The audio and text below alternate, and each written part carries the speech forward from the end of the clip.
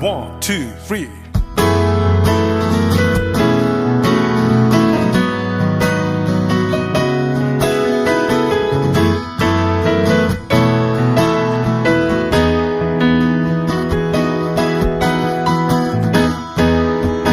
눈부신 햇살 저 하늘 넘어 내게 주어진 주님의 사랑 깊어져가네 나의 마음에 나 얻었네 변함없는 그 사랑 내 안에 기쁨의 노래 멈출 수가 없네 주님의 사랑 바람에 실리는 내게 찾아와 그 사랑의 향기가 내 맘 가득해 주님의 은혜 굽이쳐 흐르며 내게 다가와 그 사랑의 열매로 내 맘 채우네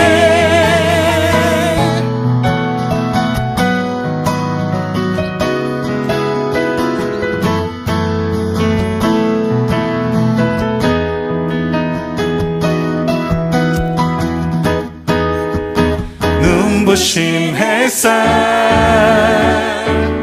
저 하늘 넘어 내게 주어진 주님의 사랑 깊어져가네 나의 마음에 나 얻었네 변함없는 그 사랑 내 안에 기쁨의 노래 멈출 수가 없네 주님의 사랑 바람에 실리듯 내게 찾아와 그 사랑의 향기가 내 맘 가득해 주님의 은혜 굽이쳐 흐르며 내게 다가와 그 사랑의 열매로 내 맘 채우네 나 얻었네 나 얻었네 변함없는 그 사랑 내 안에 기쁨의 노래 멈출 수가 나 얻었네 나 얻었네 변함없는 그 사랑 내 안에 기쁨의 노래 멈출 수가 없네 멈출 수가 없네 주님의 사랑 바람에 실리듯 내게 찾아와 그 사랑의 향기가 내 맘 가득해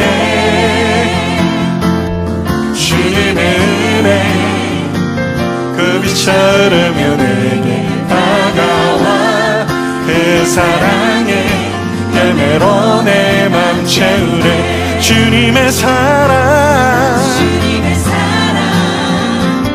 바람에 실리듯 내게 찾아와 그 사랑의 향기가 내 맘 가득해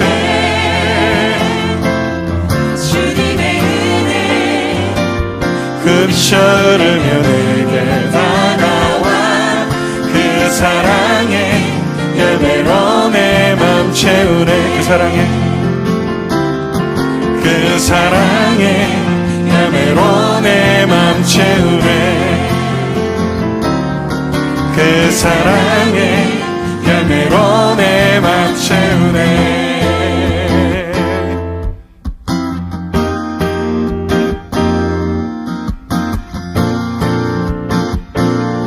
주님의 사랑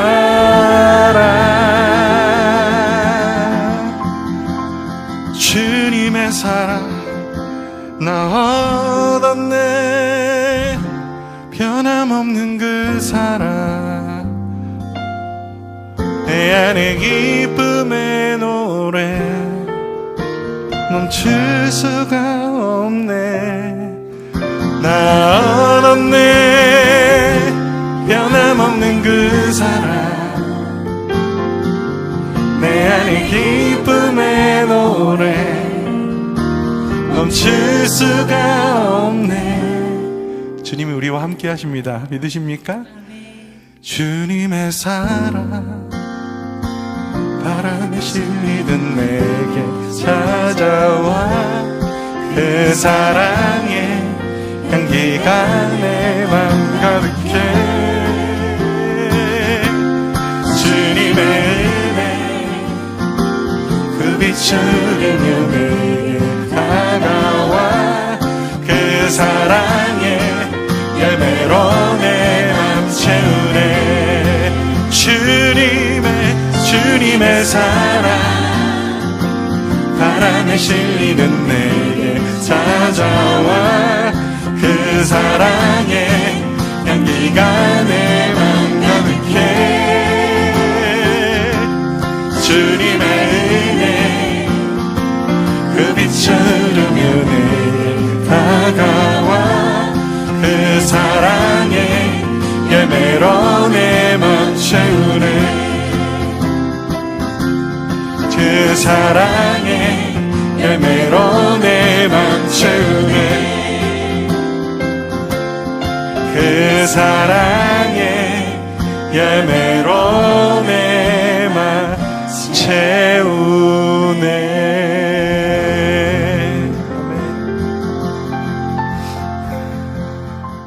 베드로전서 2장 9절 말씀. 그러나 너희는 택하신 족속이요 왕같은 제사장들이요 거룩한 나라요 그의 소유가 된 백성이니 이는 너희를 어두운 데서 불러내어 그의 기이한 빛에 들어가게 하신 이의 아름다운 덕을 선포하게 하려 하심이라. 아멘. 우리는 성경 공부를 통해서 두 감람나무가 무엇인지 또 두 등잔대가 무엇인지를 우리가 같이 배웠습니다. 이 두 개가 사실은 하나다라는 것을 우리가 좀 알게 되면 성경이 두 개로 나누어져 있는데 이게 하나다라는 것을 우리가 알게 되면 성경이 좀 많이 좀 이해가 되죠. 이 말씀이 바로 뭐냐면 왕같은 제사장이에요. 그러니까 왕하고 제사장하고 둘이 나누어서 백성들을 이끄는 게 왕하고 제사장하고 백성을 이끄는 그 나라는 그게 나라. 왕하고 제사장이 있어야 한 나라가 되는데 그런데 왕하고 제사장하고 이 두 개가 합해져서 이게 한 나라를 이루는 거예요. 그러니까 이거를 말씀을 잘 이해하면 성경이 두 가지로 다 나누어져 있는데 이게 하나로 되어 있다라고 하는 것을 우리가 알 수가 있어요. 스룹바벨과 여호수아 왕하고 제사장이죠. 스가랴 3장하고 4장하고 그리고 학개서 1장하고 학개서 2장하고 우리가 보면 스룹바벨하고 여호수아가 왕이고 대제사장이었다라는 것을 우리가 알 수가 있죠. 두 감람나무 두 등잔대라고 하는 게 요한계시록 11장 4절에 나와 있는 그런 말씀이에요. 두 감람나무 두 등잔대, 이게 요한계시록 11장 4절에 있는 말씀. 뭐를 의미하는 거냐면 왕하고 제사장, 다시 말하면 스룹바벨과 대제사장 여호수아를 의미하는 것이다. 이거 두 개를 합해서 왕같은 제사장이다.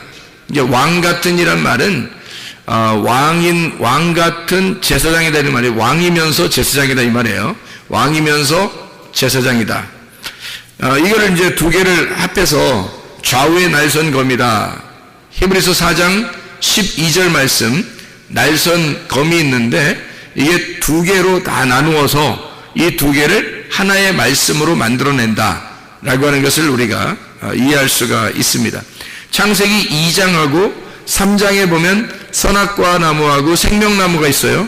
이 두 개가 아니라 원래 하나인데 이 선악과 나무하고 생명나무하고 이렇게 나누어서 우리에게 설명해 주고 있는 것이다 라고 하는 것을 우리가 알 수 있고, 민수기 21장에는 어떻게 되어 있냐면 불뱀과 놋뱀에 대한 이야기가 나와요. 그러니까 불뱀이 어떤 거예요? 불뱀이? 불이 있는 뱀이죠. 불이 있는 뱀. 불이 있는 뱀이면 죽이는 뱀이에요. 죽이는 뱀인데 이 죽이는 뱀이 왜 나타날까? 그러니까 이 죽이는 뱀하고 놋뱀하고 있어요. 그러면 죽이는 뱀이 먼저 나와서 먼저 물어 죽이고 그 다음에 놋뱀이 나와서 살리는 거거든. 그럼 불뱀이 뭐기 때문에 사람들을 죽이나요? 물어 죽이나요? 거룩하기 때문에 그런 거예요. 그러니까 성경은 하나님의 속성을 뭐라고 설명해 놓고 있다고? 하나는 거룩하고 하나는 사랑이 많다. 그러니까 거룩한 하나님을 만나면 다 죽는 거예요. 거룩한 하나님을 만나면 그 뭐라고? 율법이라고. 사랑의 하나님을 만나면 다 사는 거예요. 그게 뭐예요? 복음이라고. 그러니까 사랑이라고, 은혜라고. 그래서 율법과 은혜라고 이렇게 얘기하는 거예요. 그러니까 구약과 신약이라고 얘기하는 거고 그 사이에 이제 십자가 예수님이 죽으신 거죠. 그래서 구약과 신약, 율법과 은혜, 율법과 진리의 말씀, 복음 이렇게 나누어져 있는 것은 바로 하나님의 속성을 설명하려고 하는 거죠. 거룩과 사랑. 거룩한 것도 하나님의 성품이고 사랑도 하나님의 성품이다. 이 두 가지가 같이 나와 있는 것이 불뱀으로 사람을 죽이고 놋뱀으로 사람을 살린다. 이렇게 되는 그런 말씀이죠. 쉽게 얘기해서 선악과와 생명나무를 우리가 이야기하면 많이 성경이 이해가 되는 그런 말씀이에요. 출애굽기 15장에 보면 우물이 있어요. 우물을 먹지 못하게 돼 있어요. 무슨 물이기 때문에 먹지 못해? 쓴물이기 때문에 먹지 못해. 쓴물이 어떻게 됐어요? 쓴물이 어떻게 됐어? 나무를 던졌더니 단물로 변했어요. 쓴 독을 빨아들였더니 그 나머지 있는 물이 단물이 됐다는 얘기니까 쓴물 속에는 단물이 있었던 거죠. 그렇죠? 쓴물 속에는 단물이 있었던 거야. 근데 쓴물만 빨아들이니까 나무가 빨아들이니까 그 물이 달라진 거지. 그렇죠? 예, 달라진 거예요. 달라진 거. 물이 달라졌어요. 쓴물에서 달아지는 물로 달라진 거예요. 그러니까 마라의 쓴물 그 자체 하나인데 여기에서 나무를 집어넣었더니 그 나무가 독을 빨아들여서 나머지가 단물이 되었더라 이 말이에요. 그러니까 마라의 쓴물이 단물로 바뀌었다는 말은 똑같은 율법이 복음으로 바뀌었다는 얘기예요. 그러니까 성경을 율법으로 보면 우리를 죽이는 것이고 복음으로 보면 우리를 살리는 말씀이다. 성경책은 이렇게 하나인데 구약으로 따지면 구약의 말씀을 통해서 우리가 죄를 깨닫게 되는 거고 신약을 통해서 보면 우리에게 은혜를 베푸시는 주님을 깨닫게 된다. 이제 그런 이야기처럼 성경이 하나인데 마라의 쓴물과 같은데 여기서 쓴 독을 빼버리면 단물이 된다는 얘기죠. 그렇죠? 마라의 쓴물에서 단물이 된다. 그런 얘기예요. 창세기에 보면 아브라함을 부른 장면이 나와요. 몇 장에 나오지 창세기? 12장에 아브라함을 불렀어요.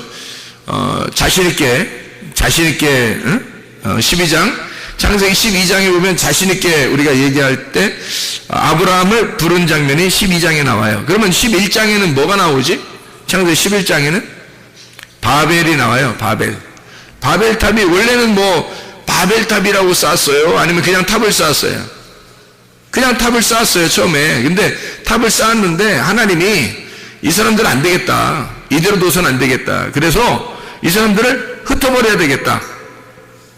그렇죠? 흩어버려야 되겠다. 그래서 바벨이라고 그렇게 말한 거예요. 그러니까 바벨이라고 한 것은 사실은 하나님이 만든 거죠. 바벨이라는 건 하나님 만든 거예요. 그러니까 사람들이 우리 바벨하자 이런 게 아니라 우리 바벨해야지 그런 게 아니라 하나님이 바벨이야 이렇게 말한 거예요. 바벨한다. 그러니까 우리 바벨이에요? 바벨할 거야. 그 다음에 이제 바벨하니까 니네가 바벨이지? 그러니까 바벨하니까 내가 아브라함을 갖다가 선택해서 너희들한테 보낼 거다 이렇게 얘기를 하는 거예요. 이게 무슨 말이냐면 창세기 11장을 여러분이 잘 보면 무슨 말이에요? 바벨탑에 대한 이야기가 나오거든. 근데 이 바벨탑에 대한 이야기가 참 잘 이렇게 이해를 해야 돼요. 하나님이 사람들이 막 언어가 하나란 말이에요. 언어가 하나지? 언어가 하나로 돼가지고 쭉 이렇게 탑을 쌓았어요. 하늘에까지 올라가려고. 하늘에까지 올라가려고 했다면 그게 바로 선악과죠. 그죠? 선악과지. 그게 하나님한테까지 올라가려고 했으니까 하나님처럼 되려고 한 거 아니야. 그래서 자기들이 말이 하나니까 다 서로 뭐 예를 들어서 야 밑에 벽돌 올려 그러면 벽돌 올리는 거예요. 그러면 야 싸 그러면 위에 다 벽돌 다시 올린다 그러면 위로 올리고 그러면 다 알아듣는 거 서로 한 소리니까 한 소리를 다 알아듣는 거예요. 그래서 탑을 막 다 쌓는 거예요. 이렇게 전체가 다 하나니까 한 말을 하니까 쭉 이렇게 쌓는 거예요. 그럼 말이 하나기 때문에 하나로 쭉 쌓았다는 말은 말이 하나니까 하나로 쭉 쌓았으니까 뭐가 쌓아진 거예요? 말이 쌓아진 거지. 말이 톡톡톡톡 막 쌓아 올라가 이렇게. 성경에는 말이 나가서 전쟁한다 그랬죠. 말 조심하라 그랬지. 그래서 말 조심하라고. 말이 이렇게 하나가 되니까 말로 쭉 쌓아놨단 말이에요. 그죠? 그랬더니 하나님이 어떻게 했어요? 얘들 뭐하나?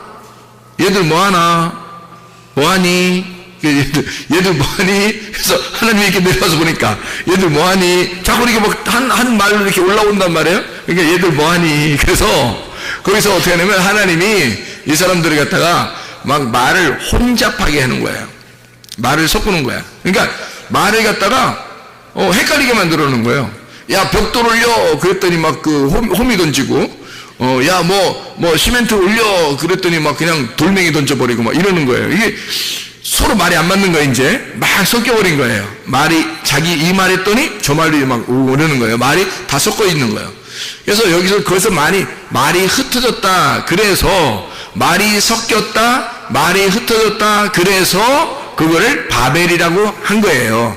그걸 바벨이라고. 그러니까 원래 처음부터 바벨의 탑을 쌓은 게 아니라 잘 보면은 성경에 잘 보면 신할 땅에다가 그 사람들이 그냥 탑을 쌓았어요. 창세기 11장에 그냥 탑을 쌓았거든.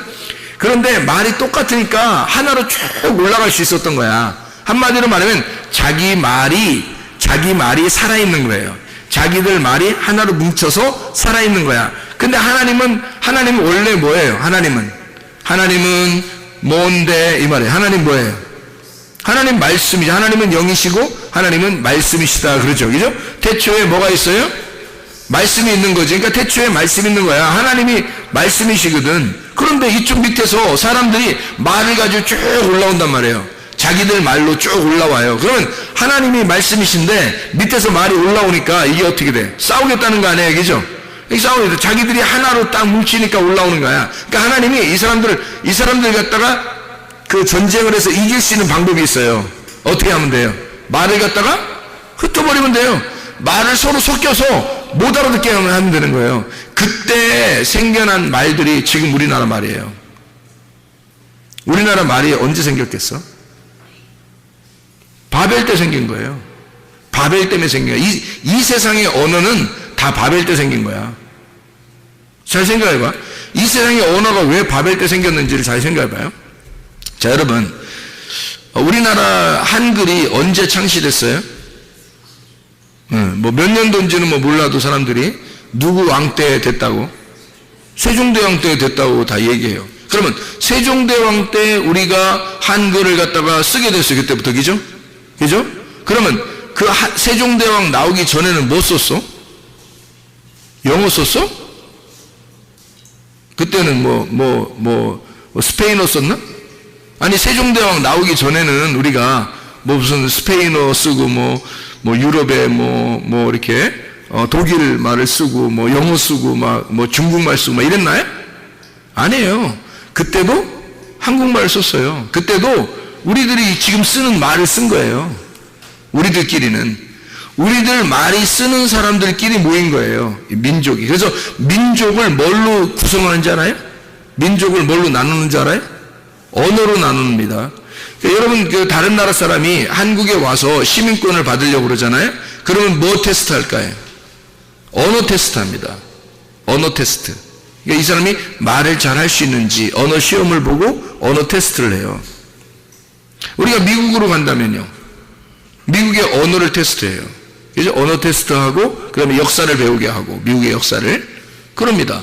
그래야지 거기서 시민권을 줘요. 뭐 때문에 그래? 자기 나라 민족이 되려면 자기 나라 시민이 되려면 언어가 통해야 된다는 거죠. 언어가 통해야 자기 나라 사람이라는 거예요. 그러니까 언어가 통하면 그 나라 사람인 거예요, 여러분. 한국 사람이 미국에 이제 이민 가가지고 오랫동안 살아서 그 자녀가 나왔어요, 거기서. 그러면 거기 나라 사람이에요. 그럼 그 아이는 한국말을 잘할까요? 영어를 잘할까요? 영어를 더 잘하는 거예요, 그 아이는. 그래서 거기서 섞여서 살 수 있는 거예요. 만약에 이 아이가 태어날 때부터 자라날 때까지 한마디도 영어를 못한다. 그럼 거기 살기 불편할 거예요. 거기서 사는 건 불편하고, 한국말을 잘하니까 한국말 하는 사람들한테 오면 더 편한 거죠, 자기가 살기가. 그러니까 언어라고 하는 게, 여러분 여행을 하다 보면, 다른 나라에게 여행을 하다 보면 뭐 때문에 불편해요? 뭐 때문에? 언어 때문에 불편해요. 다른 건 별로 불편한 게 없어요. 언어만 통하면 다 다닐 수 있어요. 언어만 통하면. 그렇죠? 근데 언어가 안 통하면 외국에 여행을 가면 가장 불편한 게 언어예요. 그래서 언어 잘하는 사람이 통역해주고 옆에서 가면 막 가이드 해주면 따라다니면서 그냥 재밌고 그러죠? 그것도 2배 재밌는 게 아니고 반 정도밖에 재미를 못 느껴요. 왜냐면 자기가 언어를 하면서 다니면 훨씬 재밌죠. 근데 자기가 언어를 못하니까 통역하는 사람 뒤에 따라다녀야 되니까. 그러니까 그렇게 재미를 반 정도밖에 못 느끼는 거죠. 언어입니다. 언어를 통해서 민족이 나누어지는 거예요. 바벨 때 언어가 싹 흩어서 세 개로. 그러니까 자기들끼리 하나 뭉쳐 살았었는데, 언어가 다 똑같았었는데, 언어가 싹 흩어지니까 이제 언어가 통하는 사람들끼리 모이기 시작한 거예요. 자기들끼리 모여서 움직인 겁니다. 뭐 동쪽으로 움직이고 서쪽으로 움직이고 북쪽으로 움직이고 뭐 남쪽으로 움직인 거예요. 그래서 그 사람들끼리 모여서 사는 것이 민족이 된 것입니다. 지금의 민족들. 언어가 흩어졌다 이 말이에요. 그래서 사람이 성공하려면 지금 뭐 해야 된다 그래요? 언어를 섭렵해야 되는 거예요. 성공하려면 그 나라의 다른 나라와 무역을 해야 되고, 다른 나라와 거래를 하려면 언어가 있어야지 거래를 할 거 아니에요. 그래서 언어 잘하는 사람을 찾는 거예요.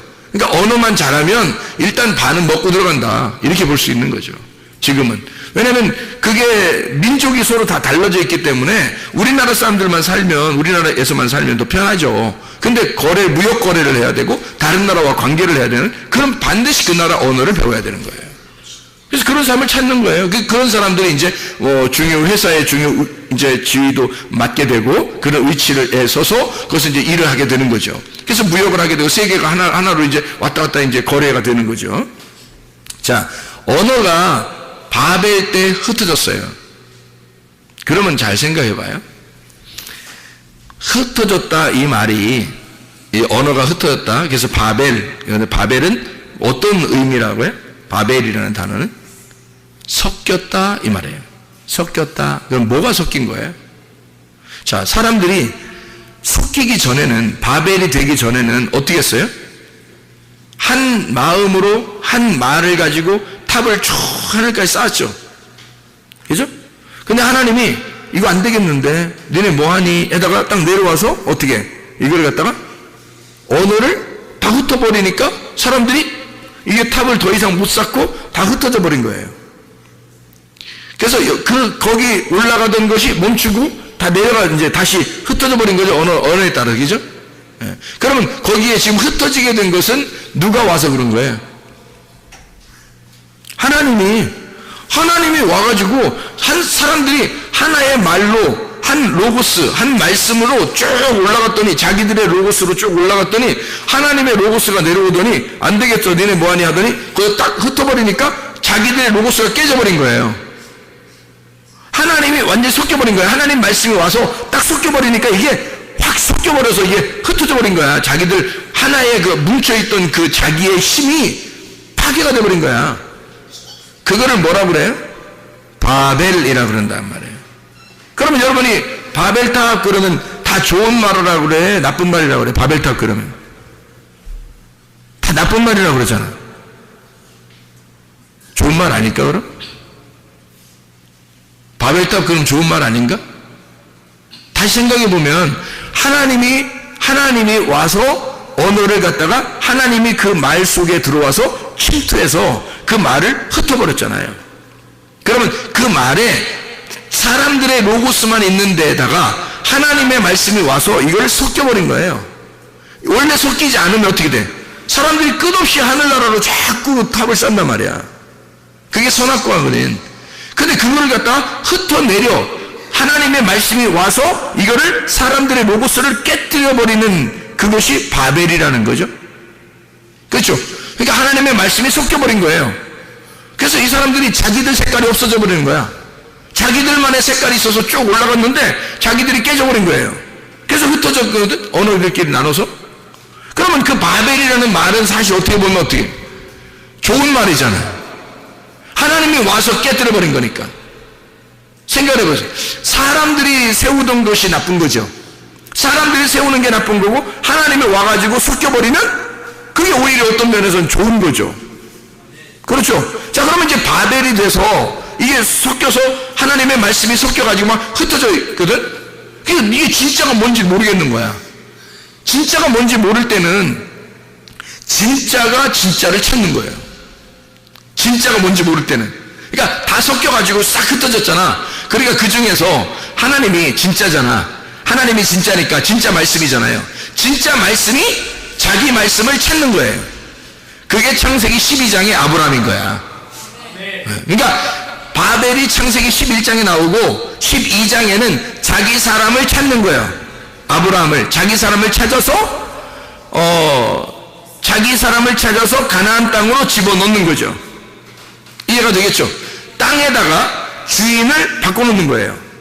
그러니까 원래 가나안 땅이 자기들 주인이 있었는데 가나안 땅에 주인을 없애버리고 새로운 주인을 갖다 그 가나안 땅으로 집어넣는 거예요. 그게 아브라함이라고. 그러니까 땅은 가나안 땅은 원래 죄가 없잖아. 땅은 죄가 없어요. 땅이 뭐냐면 내 마음이야. 내 마음엔 죄가 없는데 내 마음 안에 나라는 주인이 여기에서 주인 노릇을 하고 있었단 말이야. 그랬더니 하나님이 나라는 주인을 쫓아내고 함 자손 가나안이라는 이름을 저주해버리고 나라는 이름을 저주해버리고 야곱이라는 이름을 밀어내고 여기다가 이스라엘의 이름을 심는 거야. 그래서 아브라함이라고 하는 사람을 갖다가 여기다가 사명을 줘서 아브라함을 가나안 땅의 멜기세덱으로 집어넣어버리는 거예요. 아브라함을. 그러면 생각해요. 멜기세덱이 뭐 하는 사람이요? 제사장이잖아. 하늘나라의 왕이면서 제사장이거든요. 그게 멜기세덱이야. 그러면 아브라함이 가나안 땅에 들어간다는 것은 뭐하러 들어가는 거예요? 왕이면서 제사장으로 들어가는 거야. 왕이면서 제사장으로 들어가는데 거기에 네가 왕이면서 제사장으로 들어간다라는 걸 알려주러 온 사람이 있어요. 아브라함이 부른 게 아니고, 아브라함이 부른 게 아니야. 창세기 14장에 멜기세덱이 나타날 때 아브라함이 부른 게 아니에요. 멜기세덱이 찾아온 거예요. 왜 찾아온 거야? 너는 왕이면서 제사장이다. 그걸 알려주려고 온 거예요. 그러니까 아브라함은 자기가 왕이면서 제사장인지 몰랐는데 멜기세덱이 와서 네가 왕이면서 제사장이라는 그 사명을 가지고 이 땅에 온 자야. 너 그 사명 잃지 말아라. 너는 왕이면서 또한 이 땅에 대한 제사장의 역할을 해야 된다 라고 하는 것을 멜기세덱이 알려주고 간 거예요. 그날. 그래서 창세기 14장이 나와 있는 겁니다. 이게 이제 아브라함의 사명인 거죠. 아브라함이 어떤 사명을 가진 거라고요? 왕이면서 제사장인 사명을 가졌다고. 지금 우리로 말하면 어떤 거예요? 왕 같은 제사장인 거지. 왕 같은 제사장. 그게 누군 거야? 아브라함. 그럼 여러분과 저는 뭐예요? 너희가 왕 같은 제사장이라고 했으니까 우리는 뭐야? 누구야? 아브라함인 거지. 우리가 아브라함인 거예요. 그러면 아브라함의 하나님, 이삭의 하나님, 야곱의 하나님이 바로 우리의 하나님, 나의 하나님이 돼야 되니까 나의 하나님은 아브라함의 하나님이니까 나의 하나님이 되는 거죠. 내가 아브라함이 되니까 왕 같은 제사장이 돼야 되니까 그럼 나의 하나님이 된다는 거지. 그래서 이게 지금 이 두 가지를 왜 나누어서 한 백성을 만들어 가지고 한 나라를 만들어, 이게 왕과 제사장이 있으면 한 나라가 되는 거거든. 그래서 나라를 만들어서 왜 지금 여기 성경은 이렇게 두 가지로 나누어서 우리에게 설명을 하냐면 왼쪽에서 오른쪽으로 옮기는 얘기를 하는 거죠. 왕이 제사장 되는 역사. 그래서 왕 같은 제사장 이런 얘기를 하는 거예요. 그걸 성경에서 두 가지를 해서 여기 한 나라, 바로 다시 말하면 나를 설명하려고 하는 거예요. 이게 어디에서 설명이 이제 완성이 될까? 예수의 십자가. 예수의 십자가로 이것이 합해지는 거예요. 왕 같은 제사장이 예수 십자가로 합해지면서 그게 하나가 되는 거야. 그러면 부활의 예수님이 뭘로 나타나서 하나가 되는 거겠어요? 뭘로? 지금의 뭘로 나타나서? 교회로 나타나서. 지금의 교회가 그러니까 왕같은 제사장인 거지. 왕같은 제사장이 십자가를 통해서 완성한 것이 바로 교회예요. 그래서 십자가를 지시기 전에는 교회가 안 나타나는 거예요. 십자가 지시 전에는 그냥 사람들이 모여 있었던 걸 그냥 교회라고 그렇게 부른 거지, 진짜로 예수님이 내가 내 교회를 세울 것이다 라고 하는 건 내가 십자가에 매달려 죽음으로써 내 교회를 세울 것이다 라고 하는 것을 선포하는 거예요. 그러면 예수님이 죽기 전까지는 진짜 교회는 나타나지 않았던 거지. 진짜 교회는 그리스도의 몸이 돼야 되는 거거든. 왕같은 제사장이 되는 사람들, 다시 말하면 왕이면서 제사장인 그리스도가 들어와 있는 사람, 하나님의 성령 진리의 말씀이 그 안에 들어와 있는 사람, 하나님 안에서 왕같은 제사장이 된 사람들, 그게 교회가 되는 거니까 그 교회는 예수가 십자가를 지시고 난 다음에 이루어져야 된다는 거죠. 여러분 속에 그리스도의 십자가가 이루어지면 예수와 함께 죽고 예수와 함께 부활하게 되면 여러분은 참된 교회가 되는 것입니다.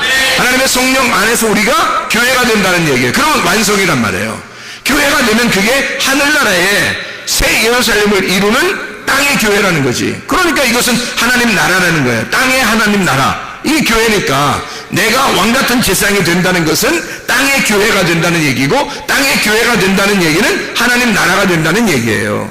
그러니까 하나님 나라가 이 땅에 이루어진 거죠. 하나님의 뜻이 이 땅에 이루어진 거지. 그게 교회예요.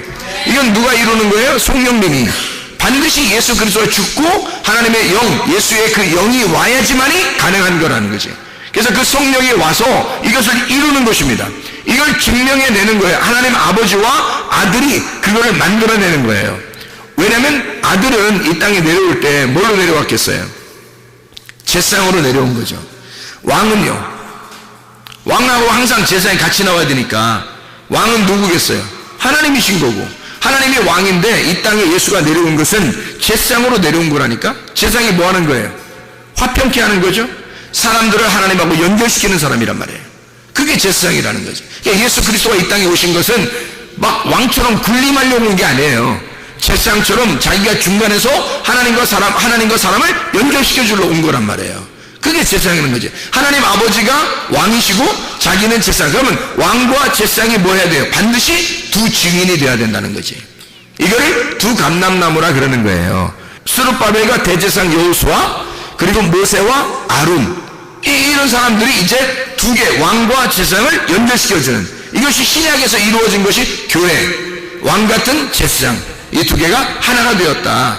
말씀이 하나가 되었다. 이 교회가 너희 안에서, 성령 안에서 이루어졌다.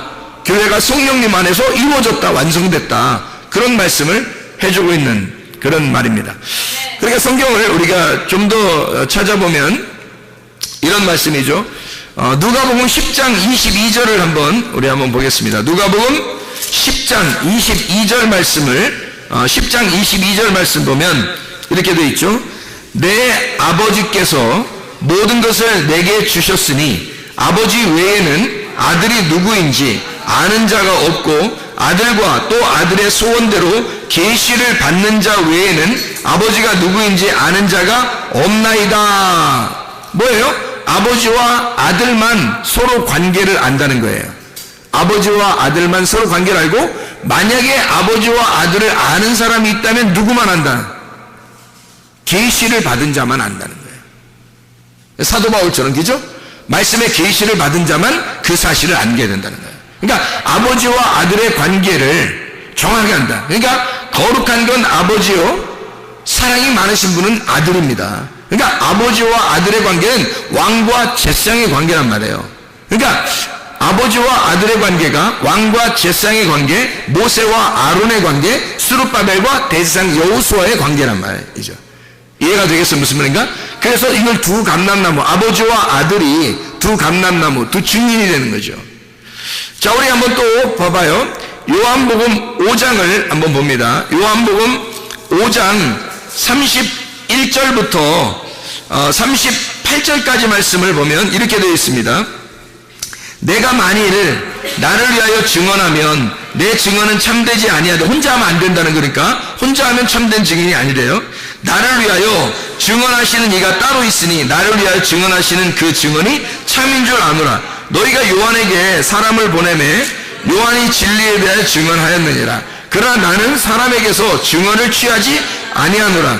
다만 이 말을 하는 것은 너희로 구원을 받게 하려 함이니라. 요한은 켜서 비추이는 등불이라. 너희가 한때 그 빛에 증거이 있기를 원하였거니와 내게는 요한의 증거보다 더 큰 증거가 있으니 아버지께서 내게 주사 이루게 하시는 역사 곧 내가 하는 그 역사가 아버지께서 나를 보내신 것을 나를 위하여 증언하는 것이요 또 나를 보내신 아버지께서 친히 나를 위하여 증언하셨느니라. 너희는 아무 때에도 그 음성을 듣지 못하였고 그 형상을 보지 못하였으며 그 말씀이 너희 속에 거하지 아니하니 이는 그가 보내신 이를 믿지 아니함이라. 너희가 안 믿으니까 너희는 모를 거야. 아버지가 나를 증언하시는 분인지를 증인인지를 모를 거야. 그러니까 누가 증인이라는 거야? 요한도 예수님을 증언했다고 했죠. 그런데 예수님은 누구의 증언을 받지 않는다? 요한의 증언을 받지 않는다. 사람의 증언을 받지 않는다. 자기는 누구만 증언한다? 하나님만, 아버지만 자기를 알기 때문에 아버지만 자기를 증언한다 이거예요. 그러니까 예수님을 증거하는 증인은 누구밖에 없는 거예요? 아버지와 아들, 본인과 아버지만 증거한다는 거예요. 그러면 예수를 어쨌든 증거해야 될 거 아니에요. 증거해야 될 거 아니야. 그래서 예수를 증거하는 자가 나타난다는 거지. 그 예수를 누군가는 증언해야 되잖아. 그래서 우리는 그냥 가만히 있어 그러면 입 딱 다물고 예수님 혼자 알아서 하실 거야. 뭐 하나님이 다 얘기한다면서 뭐 우리는 가만히 있지 뭐 이럴 거야 그럼? 그거 아니겠죠? 그렇다고 먼저 자기는 계시도 안 받았는데 막 나대고 그럼 돼 안 돼? 그럼 안 되죠? 그러면 누가 어떻게 하면 예수님에 대해서 얘기할 수 있는가? 이거를 볼 수 있죠. 요한복음 15장입니다. 요한복음 15장 26절 27절의 말씀이에요. 26절 27절 내가 아버지께로부터 너희에게 보낼 보혜사 곧 아버지께로부터 나오시는 진리의 성령이 오실 때에 그가 나를 증언하실 것이요 너희도 처음부터 나와 함께 있었으므로 증언하느니라. 자, 누가 증언한다는 거예요? 성령님이. 그리고 너희들도 같이 있었으니까 증언할 수 있다. 그러면 이 사람들은 어떤 사람인 거예요? 아까 말한 계시를 받는 자. 그러니까 성령님이 증언한다. 예수님은 사람의 증언을 받지 않으니까 누가 증언한다는 거예요? 아버지가 증언한다는 거예요. 처음에 얘기죠? 아버지가 증언한다. 그러면 예수님이 이제 부활 승천해서 올라갔단 말이에요? 그러면 이제 누가 증언하는 거예요? 그 예수를. 성령님이 와가지고 증언한다는 거야. 성령이 와서. 그러니까 예수님을 증언할 수 있는 사람은 사람이 할 수가 없어요. 성령님이 할 수밖에 없는 거예요. 왜? 예수는 하나님이니까. 그 예수를 누가 증언하겠냐고. 누가 감히 함부로 하나님을 자기가 뭐 설명한다고 하겠냐고. 그래. 못하는 거죠. 그래서 성령이 와가지고 예수를 증언하러 오는 거예요. 성령님이 와서 예수를 증거하려고 오시는 거야. 그게 성령님이라는 거죠. 요한복음 8장을 한번 봐요. 8장 18절 말씀. 요한복음 8장 17절 18절 말씀. 너희 율법에도 두 사람의 증언이 참되다 기록되었으니 내가 나를 위하여 증언하는 자가 되고 나를 보내신 아버지도 나를 위하여 증언하시느니라. 자, 분명히 이제 알겠죠? 증언은 몇 명이 있어야 된다는 거예요? 두 사람이 있어야 된다는 거고, 두 사람은 여기서 지금 예수를 증거를 사람이 할 수 없으니까 누가 한다? 하나님이 직접 하신다. 근데 그 하나님이 직접 하시는 거를 하나님의 영이 누구한테 있는 거야? 예수에게 있는 거잖아. 그러니까 예수에게 있으니까 예수의 계시를 받은 자만 영을 받아. 하나님의 영을 받아. 하나님의 성령은 예수가 그 사람 속에 들어온 사람, 성령을 받은 사람은 예수가 주인인 사람인 거야. 완전 바뀐 사람이야. 자기가 주인이었었는데 하나님이 그 속에 말씀을 임하시고 그 사람을 갖다 흩어버려서 자기의 로고스를 갖다 다 부셔버리고 하나님의 로고스로 꽉 차서 하나님의 증거, 하나님의 성령이 그 사람의 주인이 된 사람, 그 사람들은 예수를 증거할 수 있는 거죠. 그 사람만 예수를 증거할 수 있는 거예요. 다른 사람은 증거할 수 없다고 돼 있죠. 왜냐하면 사람은 할 수 없는 거니까. 사람이 어떻게 감히 하나님을 증거하냐고. 말 안 되죠. 그러니까 증인이 못하는 거예요. 증인을. 사람이 하나님의 말씀이 영이 들어오기 전에는, 하나님의 성령이 그 사람 속에 들어오기 전에는 증거하면 안 된다는 거죠. 그죠? 왜냐면 하나님이니까, 하나님은 하나님만이 증거할 수 있는 거예요. 하나님이니까. 그러니까 하나님이 자기 말씀이 우리한테 와서 하나님이 자기 말씀 우리에게 준 사람만 말할 수 있는 거예요. 하나님을. 그러지 않은 사람들이 그냥 막 말하면 막 말하는 거야. 그걸 막말이라고 그래. 그거를. 그래서 그 사람이 혼자 나댄 거야. 하나님이 계시를 한 게 아니고 그냥 나댄 거야. 그냥 나도 옛날에 많이 나댄 것 같아. 나도 옛날에 많이 나댄 것 같아. 아니, 주님을 알고 나니까 그런 것 같아. 내 옛날에 너무 많이 나댄 것 같아. 근데 사람들이 많이 나대고 있더라고. 지금도. 그러면 안 되는데. 하나님의 말씀은 증거가, 증인이 반드시 둘이 있어야 돼요. 왕 같은 제사장. 왕이면서 제사장. 왕과 제사장만 증거하게 되어 있는 거야. 하나님을. 그 사람들만 하나님을 대면하게 되어 있는 거예요. 그게 이제 성경인 거죠. 그래서 왕이신 하나님이 제사장인 아들로 와서 이 땅의 사람들을 구원하는 거예요. 그래서 왕 같은 제사장이 되게 만드는 거야. 왕이신 하나님을 알게 해서 예수를 통해서, 제사장을 통해서 왕을 알게 하는 거예요. 하나님을 알게 하는 거예요. 그래서 예수님을 통과해야지만이 하나님을 알게 돼. 그래서 예수님이 자기가 길이 되겠다는 거야. 자기가 진리가 되겠다는 거야. 자기가 생명이 되겠다는 거야. 그래서 자기를 질과 진리와 생명을 거쳐 하나님 아버지를 알으라는 거, 우리 보고. 그러면 우리가 하나가 된다는 거예요. 그래서 빌립 보고 하는 말이 요한복음 14장에 빌립 보고 아버지를 보여달라고 하지 마라. 나를 본 자는 아버지를 본 거다. 왜냐면 예수가 하나님 아버지니까. 우리 둘이는 같은 증거를 하고 있다는 거죠. 여러분, 그러면 예수 그리스도가 보세요. 예수 그리스도가 그렇게 말씀하셨다면 이 땅에서도 예수를 증거할 때 예수가 보여요, 안 보여요? 안 보이잖아. 그러면 예수가 안 보이는데 예수를 반드시 증거할 사람은 어떻게 돼야 돼? 자, 예수님만 아버지를 증거했어요. 그죠? 왜? 아버지를 알았기 때문에. 아버지를 예수님만 알았기 때문에 예수님만 증거할 수 있었거든, 아버지를. 그럼 우리는 누구를 통해서 아버지를 안다고요? 예수를 통해서 아버지를 안다고. 그러면 우리는 누구를 알아야 돼? 예수를 알아야 되는 거야. 이 성경이 요한복음 5장 39절에 누구에 대해서 썼다고? 예수님에 대해서 썼다고. 그럼 우리는 성경을 통해서 뭘 발견해야 된다고? 예수를 발견해야 된다고. 그러면 예수를 잘 알게 되면 예수를 소개할 수가 있겠죠. 예수를 잘 알게 되면 우리는 예수를 증거할 수 있게 된다는 거죠. 예수님은 아버지를 잘 알았기 때문에 아버지를 증거한 거고, 우리는 예수를 잘 알아야 예수를 증거할 수 있겠죠. 그러면 어떻게 아는 거예요? 우리가 그냥 머리로만, 지식으로만 알아야 되는 거예요? 아니면 몸과 마음으로 알으라고 그랬어요? 몸과 마음으로 알으라는 거예요. 기노스코라고 그랬죠? 야다라고 그랬어요? 이게 몸과 마음으로 깨달아 알고 있어야 내가 하는. 그럼 예수가 하나님을 증거할 때, 이 땅에 올 때 예수님은 하나님하고 예수하고 완전히 따로 동떨어져 있는 분으로 오셔서 얘기한 거예요. 알려준 거예요? 아니면 예수님이 하나님과 하나이기 때문에 알려준 거예요? 하나이기 때문에 알려줄 수 있었던 거예요. 그래야 아버지를 아니까. 아버지를 몸과 마음으로 알고 있는 거예요, 예수님이. 그러니까 자기가 그 예수를, 하나님을 증거하는 거죠. 그죠? 그럼 우리는 예수를 내 몸과 마음으로 알아야 내가 예수의 증인이 될 수 있는 거예요. 그래서 성령이 오시지 않으면 예수의 증인이 될 수가 없다. 사도행전 1장 8절에 보니까 성령이 너희에게 임하시면 권능을 받고 예루살렘과 온 유대와 사마리아 땅까지 내 증인이 될 것이다, 그렇게 말하죠. 그러니까 이 증인이라는 건 그냥 되는 게 아닌 거죠. 뭐가 와야 돼요?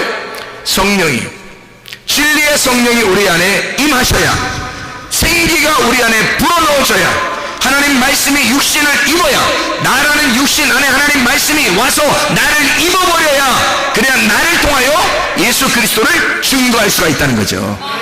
이런 말씀을 여러분이 받으셔야 합니다. 이 말씀을. 그래서 이 말씀이 두 등잔대, 두 감람나무로 우리의 거룩한 사랑의 하나님으로, 거룩한 하나님 사랑의 예수님으로. 그렇죠? 그러니까 예수, 진리 대신 선하게 말씀이신 하나님, 그리고 성령님이신 진리이신 생명 대신 예수님, 이렇게 나누어서 왕같은 제사장으로 우리에게 온다는 거죠. 그 왕 같은 제사장을 이제 알겠죠? 이 두 가지가 나누어져서 왕이면서 제사장으로, 이것을 알려주러 오신 분이 아브라함에게 누구? 멜기세덱이 와서 왕 같은 제사장인 거예요. 멜기세덱은 왕이면서, 평화의 왕이면서 하늘나라의 제사장으로 이 땅에 내려와 아브라함에게 그 사명을 가르쳐 준 사람이에요. 창세기 14장에 일부러 내려온 거예요. 일부러 내려온 거예요. 뭐 하고 온 사람을 갖다가 일부러 내려서 언제 내려왔어요? 창세기 14장에 무슨 일이 벌어졌었어요? 아브라함이 전쟁을 해서 승리를 한 거거든. 전쟁을 해서 승리했더니 그때 멜기세덱이 찾아온 거야. 그래서 왕이면서 제사장이 와서 자기를 잘 소개한 거죠. 너는 이런 사람이 돼야 된다. 너는 이 사명을 가지고 이 가나안 땅에 살아갈 사람이다 라고 아브라함에게 알려준 거죠. 창세기 12장에 보면 아브라함을 선택했어요.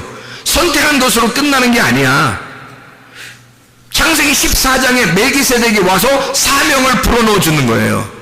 그리고 주님께서는 이제 그 이후에 하나님이 이삭이라는 아들을 낳게 해요.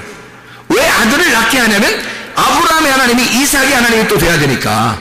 이게 연결되지 않으면 아브라함 때 끝나잖아. 대가 끊기는 거란 말이에요. 이삭의 하나님으로 다시 연결이 돼야 되기 때문에 아들이 꼭 필요한 거야. 그래서 여러분과 제가 대가 끊기면 씨가 없는 거예요. 대가 끊기면. 다시 말하면 우리에게서 말씀이 우리 안에 와서 그대로 막혀버리면 무슨 물이 되겠어? 썩은 물이 되는 거예요. 말씀을 아무리 많이 알면 무슨 말 소용있어요? 내 속에서 말씀이, 내가 하나님에게 말씀을 받아서 말씀을 알았어요. 말씀이 육신 안에 거해서 왔단 말이에요. 그러면 이 말씀이 다시 흘러가도록 해야 살아있는 물이 되는 거예요. 흘러가는 것을 뭐라고 하면 열매를 맺는다. 씨를 갖게 한다. 열매, 아들을 낳게 한다. 말씀의 아들을 낳게 한다. 그래서 아브라함이 이삭이라는 아들을 낳고 이삭이라는 아들이 또 야곱이라는 손자를 낳아서 아브라함의 하나님, 이삭의 하나님, 야곱의 하나님이 돼서 이것을 이스라엘의 축복이라고 그렇게 말하는 거예요. 하나님의 축복이 계속해서 연결되어지는 사람들, 하나님의 축복의 사람들. 왜 제가 이런 이야기를 하느냐면 시편 23편 6절의 말씀을 우리 읽고 마치도록 하겠습니다. 시편 23편 6절의 말씀. 자, 우리가 잘 아는 말씀이 여호와는 나의 목자시니 내게 부족함이 없으리로다. 그가 나를 푸른 추장에 누이시며 쉴만한 물가로 인도하신다. 그 말씀 있죠. 이게 시편 23편 6절의 말씀이니까 내 평생에 선하심과 인자하심이 반드시 나를 쫓아와 따르리니 내가 여호와의 집에 영원히 살리로다 라고 되어 있습니다. 다시 말하면 정해진 하나님의 축복이 있다는 거예요. 하나님의 선하심과 하나님의 인자하심, 하나님의 그 사랑, 하나님의 선하심, 하나님의 그 사랑, 그게 정해진 축복이에요. 여러분, 우리가 지금 이렇게 살아가는 동안에는 예수가 죽으시고 부활하신 다음에 살아가는 사람들이에요. 그러면요, 하나님의 선하심과 하나님의 사랑하심이 우리에게 있어요, 없어요? 반드시 있는 거예요. 그것이 우리를 쫓아다닌다는 거지. 그러니까 하나님의 선하심과 하나님의 사랑이, 우리 어떤 면에서는 혹시 하나님이 날 사랑하지 않는 거 아닌가? 하나님이 날 버린 건 아닌가? 하나님이 나와 함께하고 있지 않는 건 아닌가? 이런 걱정을 하는 사람들이 있어요. 내가 이렇게 망나니 짓을 하니까, 내가 이렇게 부족하니까, 내가 이렇게 연약하니까, 내가 이렇게 형편없는 사람이니까 하나님이 나와 함께하지 않을 거야 라고 생각하는 사람도 있을 거란 말이에요. 근데 그럴까요? 하나님이 과연 그러실까? 그렇지 않아요. 하나님은 우리를 너무 사랑하셔요. 모든 사람들을 너무 사랑하셔서 우리가 죄인 되었을 때에 주님이 십자가 못 박혀 돌아가셨고, 너를 파괴하고 너를 깨뜨리는 그 자리에 내가 너와 임마누엘 한다. 내가 너와 함께하는 거다. 네가 부족하다고 느낄 때, 네가 연약하다고 느낄 때, 네가 형편없다고 너 자신을 그렇게 취급하고 있을 때 나는 오히려 너와 함께하고 있는 거다. 하나님의 선하심과 하나님의 사랑, 그것을 하나님은 그것을 가지고서 우리에게 쫓아오시는데 우리가 도망간단 말이에요. 우리는 맞서가지고 어떻게 해야 되면 삭개오가 뽑는 이 돌무화과나무에 올라가야 된다는 말이에요. 사마리아 여자가 야곱의 우물가에 막 찾아 나와야 된다는 된다는 얘기죠. 자기가 달려나가야 된다는 거야.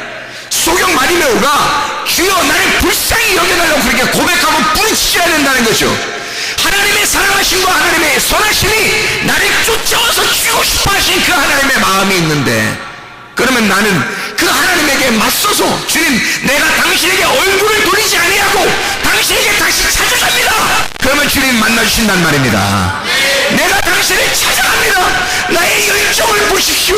나는 당신을 찾고 싶습니다. 난 당신을 만나고 싶어요. 난 당신을 사랑합니다. 주님은 어차피 우리를 사랑하시고 어차피 우리를 선하신 하나님인데 어떻게 우리를 그냥 외면하겠냐 이거야.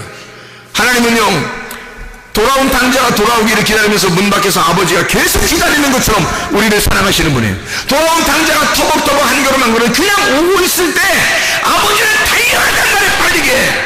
왜? 아버지니까. 선하심과 인자하신 그 하나님이 우리를 왕같은 제상을 만들려고 자기가 이 성경책대로 그렇게 왕이며 제상으로 왔기 때문에, 하나님은 그 말씀이 정해진 그 말씀으로 오셨기 때문에 우리를 왕같은 제상으로 교회로 삼으려고, 그리스도의 몸된 교회로 삼으시려고, 하나님의 나라를 만들려고 주님은 우리에게 쫓아오신다는 거예요. 쫓아와서 달려와서 우리에게 자기의 선하심과 자기의 사랑하심을 우리에게 보여주려고 하는 거죠. 그렇게 쫓아와서 우리는요, 우리보다 누가 나를 더 사랑하냐면 하나님이 우리를 더 사랑하시는 거예요. 하나님의 그 사랑하심은 비교할 수가 없죠. 그 아버지의 사랑이라는 건 아들이 더 사랑하겠어요? 아버지가 더 사랑하겠어요? 아버지가 더 사랑하는 거예요. 아들이 아버지 사랑을 알 수가 없어요. 비교할 수가 없습니다. 아들은 그냥 아버지 집에 가면 내가 먹고 살지 않을까라고 온 거예요. 그렇게 내가 진리의 말씀을 듣고 싶습니다. 내게 말씀을 주십시오. 나 이렇게 살다가 죽겠습니다. 아버지가 돌아오고 있는데 아버지는 막 달려오는 거예요. 깜짝 놀래게. 아들이 깜짝 놀래게 깜짝이야 막 달려오니까 아버지가 막 들이대니까 아들이 얼마나 놀랬겠어요. 아버지가 그렇게 우리를 사랑하시는 거예요. 아버지는 계속 기다렸었던 거죠. 계속 기다렸었던 거예요. 우리를 사랑한다고 그 말하고 싶어서, 내가 너를 사랑한다고, 나는 너에게 선한 것으로 주고 싶다고, 나는 너에게 좋게 해주고 싶다고, 나는 너를 늘 기다리고 있었다고 그 말하고 싶어서 아버지는 기다리고 있었던 거죠. 여러분, 그런 하나님은 이 말씀이 정해진 이 말씀으로 우리에게 다가오십니다. 하나님은 말씀을 정해놓고 우리에게 찾아오신 거예요. 그러니 우리는 얼굴을 돌리지 말고 외면하지 말고 하나님께 얼굴만 돌리면요, 하나님 앞에 우리가 그 얼굴만 맞대어 놓으면 하나님은 다 알아서 하십니다. 하나님의 선하심과 하나님의 사랑하심으로 우리를 갖다 쫓아와서 덮어주시는 거예요. 그 사랑을 해주시는 거예요. 왕같은 제상으로 만들어버리려고 우리 주님께서 그런 하나님이십니다. 우리의 믿음이, 우리의 열정이 예수의 걸음을 멈추시기를 바랍니다. 소경 바디메오처럼 주여 나를 불쌍히 여겨 주시옵소서. 그럼 우리 주님께서 기꺼이 우리에게 찾아오셔서 내가 너를 왕같은 제상으로 만들어 너를 여호와의 집에 영원히 거하도록, 내 하나님 나라의 집에 영원히 거하도록 만들겠다. 그렇게 우리 주님은 약속하시는 겁니다. 주님과 함께 동행하다가 주님 만나시기를 바랍니다. 우리 하나님 아버지 사랑과 은혜를 감사드립니다. 아버지, 왕같은 제상 되신 우리 주님이 우리를 왕같은 제상으로 만들어 이미 정해진 그 하나님의 스케줄, 이미 정해진 하나님의 선하심과 하나님의 인자하심이 우리를 종종 따라와서 우리가 여호와의 집에 영원히 거할 수 있도록 인도하시는 줄로 믿습니다. 주의 뜻대로 살다가 주님 만나게 도와주시옵소서. 예수 그리스도 존귀하시기를 받들어 기도 올리옵나이다. 아멘.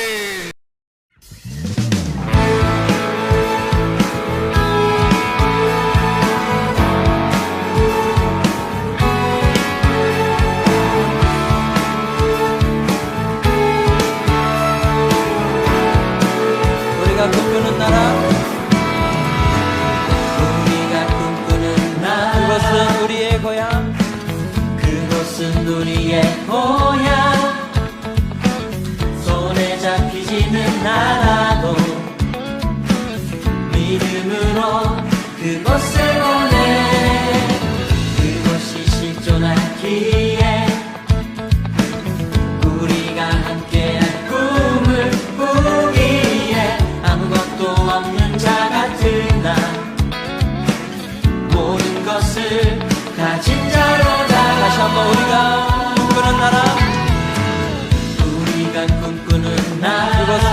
우리의 고향 그곳은 우리의 고향 손에 잡히지는 않아도 믿음으로 그곳을 보내 그곳이 실존하기에 우리가 함께할 꿈을 꾸기에 아무것도 없는 자 같으나 모든 것을 가진 자로다 사막의 샘이 넘쳐 흐르고 사자와 어린 양이 뛰노는 그곳 어린이 독사물에 손 넣고 되는 그곳엔 하나님의 나라 사막의 샘이 넘쳐 흐르고 사막의 샘이 넘쳐 흐르고 사자와 어린 양이 뛰노는 그곳 어린이 독사물에 손 넣어도 되는 그곳엔 하나님의 나라가 우리가 꿈꾸는 나라 우리가 꿈꾸는 나라 그것은 우리의 고향 그곳은 우리의 고향 손에 잡히지는 않아도 믿음으로 그곳을 보내 그곳이 실존하기에 아멘 우리가 함께할 꿈을 꾸기에 아무것도 없는 자 같으나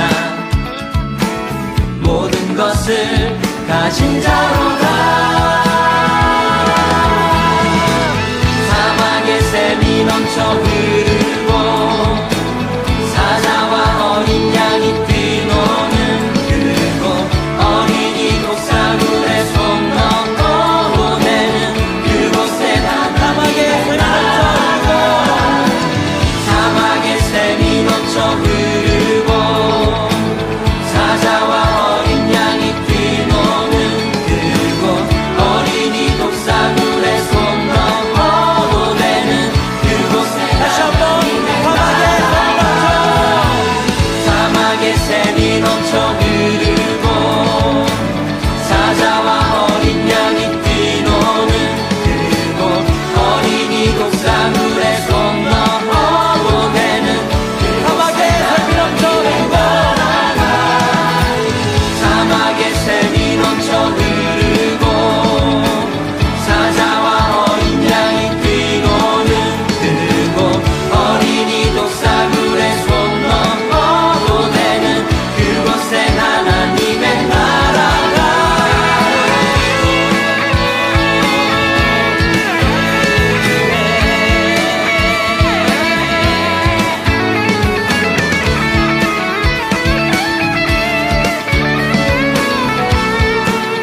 그날은 속히 오리라 그날은 속히 오리라